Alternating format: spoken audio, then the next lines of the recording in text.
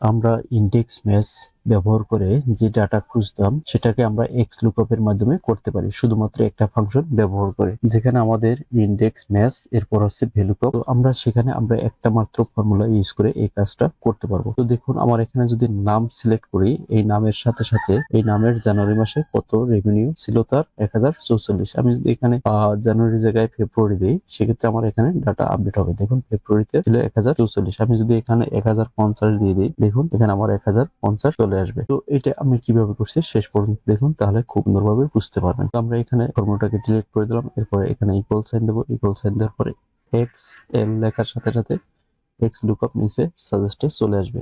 এরপর ট্যাব বাটনে ক্লিক করব। এরপর বলছে লুকআপ ভ্যালু। লুকআপ ভ্যালু হচ্ছে প্রথমে আমি নাম দিয়ে সার্চ করব।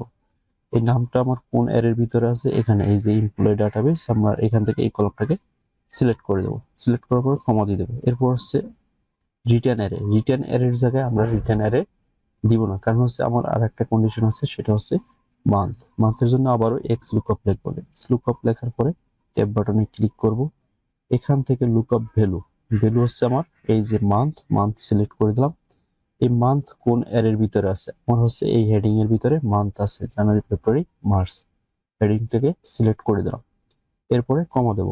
Return array. রিটার্ন অ্যারের জন্য আমার এখানে যে রেজাল্টটা দেখতে চাই প্রত্যেকটা মাসের রেভিনিউ, তো আমার ফুল মান্থ গুলো সিলেক্ট করে দিলাম। দেওয়ার পরে জাস্ট এন্টার বাটনে ক্লিক করব।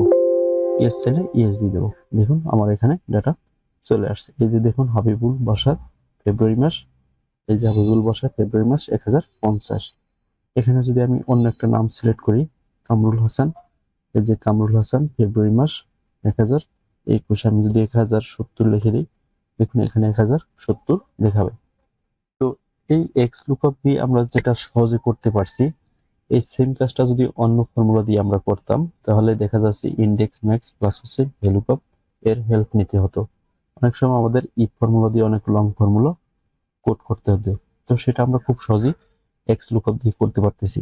আর এই xlookupটা খুবই একটা নতুন ফর্মুলা, যেটা হচ্ছে এক্সেল এর জন্য নতুন ভার্সনে আছে, কিন্তু ওল্ড ভার্সনে নেই। তো 2021 এক্সেল ডাউনলোড করে নিলে এই নতুন নতুন ফর্মুলা আপনারা শিখতে পারবেন। তো আজকে এই পর্যন্ত, ভিডিওটা শেয়ার করে আপনার প্রোফাইলে শেয়ার করে রাখতে পারেন। যদি মনে না থাকে সেক্ষেত্রে পুনরায় দেখতে পারেন। আজকে এই পর্যন্ত, সবাই ভালো থাকবেন। আসসালামু আলাইকুম।